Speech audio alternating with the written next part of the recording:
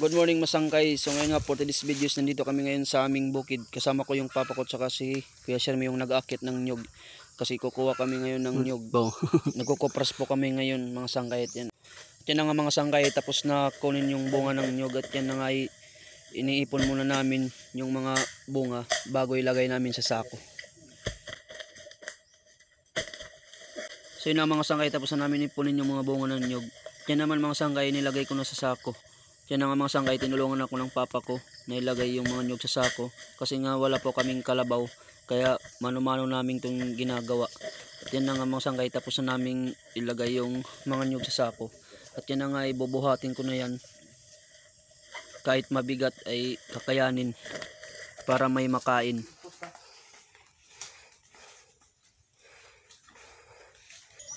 Dito ko pala siya iniimbak mga sangkay. Medyo marami-rami na rin yung nahakot kong nyug. Mabigat nga lang pero titiisin kasi walang kalabaw eh. Ako muna yung kalabaw ngayon. Ay di joke lang. Yan nga mga sangkay, tapos na kami manguha ng nyug. At yan lang po ang aming nakuha. Yan lang po lahat yung nakuha namin. Ayan, ibibinta na namin ngayon. So ngayon ay hinihintay na namin yung bumibili.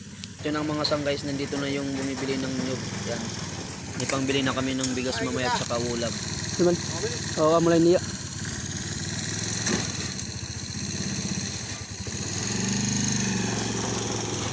So yun nga mga sangkay, tapos na kunin yung aming nyug.